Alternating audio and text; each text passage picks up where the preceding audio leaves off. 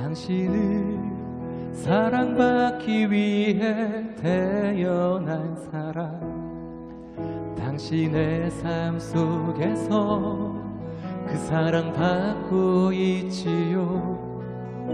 인간은 누구나 사랑받고 축복받으며 자신의 가족과 주변의 사람들에게 관심을 받아야 하는 존엄한 생명체이다. 특히 18세 미만의 이들은 더욱 사랑받아야만 한다.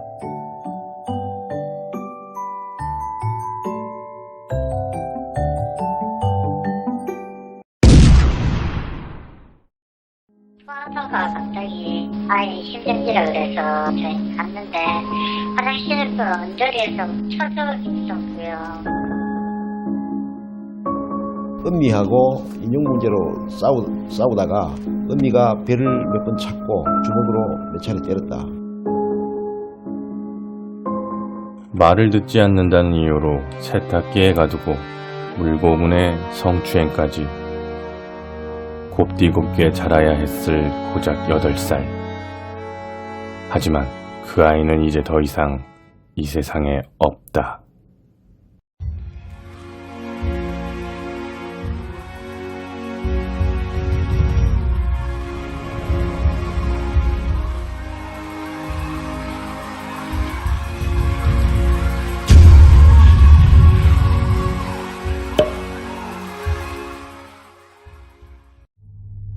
기구한 운명의 장난이었을까?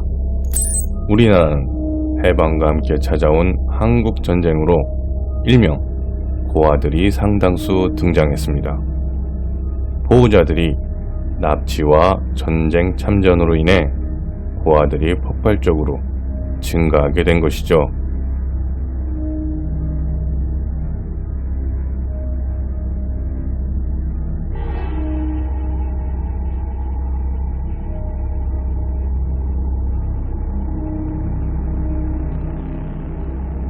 당시 불안전했던 우리나라의 사회 안전망에서 이들을 보호하고 제대로 된 교육을 제공하여 올바른 성체로 육성하는 것은 필수였죠.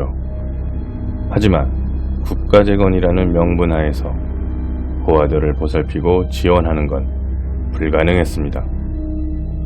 아무도 이들에 대한 현재와 미래를 책임지려 하지 않았고, 또한 자신들의 생계 문제로 적극 개입을 꺼려했죠. 오로지 외국의 종교단체 또는 민간 봉사단체의 도움으로만 의지해야 했습니다. 그나마 정책적으로 다행스러웠던 것은 정신적 또는 도덕적으로 좋은 영향을 받아 마음이 변한다는 뜻을 지닌 가마정책으로 시행되었던 조선가마령 덕분에 이들은 신국가에서 정책적으로 배제되지 않았다는 거죠. 시간이 흘러 1961년 우리나라는 기존의 조선 가마령을 폐지하고 전쟁과 과실유기 등으로 고아가 된 아동들을 보호하기 위해 아동복리법을 제정하기에 이릅니다. 그런데 이 법을 통해 당시 고아들은 정말 행복했을까요? 고아들은 이 법을 통해 강제로 시설에 입소되어야 했고, 부족한 시설과 사회 여력으로 단순히 끼니만 해결된 일상생활을 보내야 했습니다. 이런 응급적인 정책과 함께 고아, 기아, 미아로 구분된 삶 속에서 가족과 같은 절실한 보살핌은 받을 수 없었죠. 가족의 상실로 얻은 상처를 불충분한 제도 내에서는 위로받거나 보장받을 수 없었던 삶이었습니다. 이때까지 아동복지법은 사후 조치적 행위에 불과했죠. 다시 시간이 흘러 1970년대 국가의 산업화, 도시화와 함께 국민적 가치관이 변화하기 시작했고, 소년소녀 문제, 가출아동, 불황아동, 비행아동 등의 사회적 문제가 발생하기 시작합니다. 더 이상 시설 수용이라는 사후조치적 제도만으론 아동 문제를 대처할 수 없는 그런 지경에 다다르게 된 것이죠.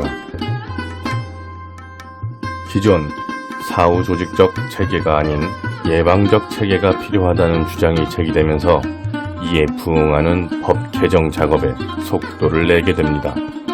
그리고 시대적 요구이기도 했죠.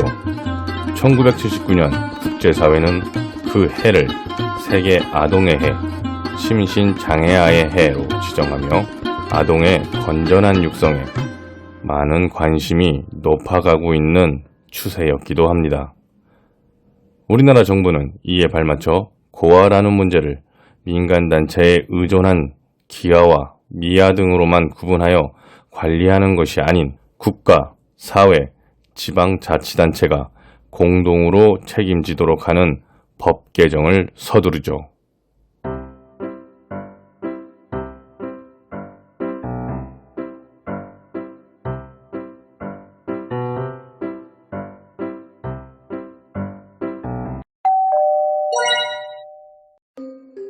조선가마령과 아동복리법을 개정한 아동복지법에도 허점은 있었습니다. 만일 발생할지도 모를 아동폭력에 관한 내용이 빈약했다는 점이죠. 이런 문제는 언제든 어떠한 문제로 나타날 수 있다는 우려를 하게 되었습니다. 그러던 2013년 그 우려는 진짜 현실로 드러났죠. 시끄럽다고 누워있는 아이의 배를 밟고 배가 아프다고 하니 주먹으로 더 때렸습니다.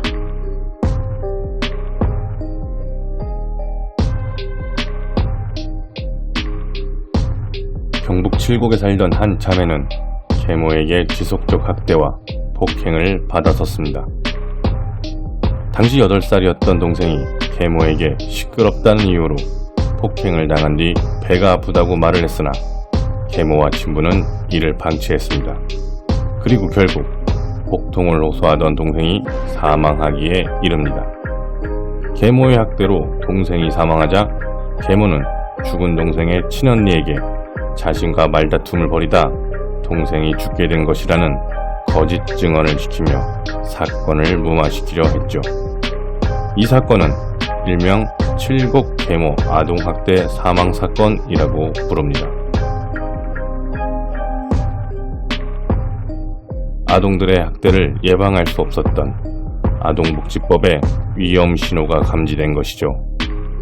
이 사건을 계기로 아동학대를 예방할 수 있는 근본적 법 개정에 정부는 작업을 착수하게 됩니다.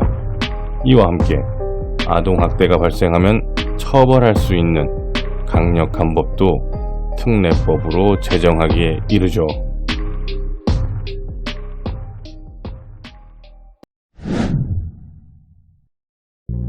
정부 자료에 따르면 2021년 기준 총 37,605건의 아동학대가 발생했으며 이는 전년도 대비 약 20%가 넘는 수치라고 합니다. 매년 아동학대는 증가하고 있으며 이는 곧 우리 사회의 상반된 모순이 아닐까 생각해봅니다. 꽃으로도 때리지 말라는 말처럼 모든 아동은 소중하게 보호해줘야 하는 존엄한 존재니까요.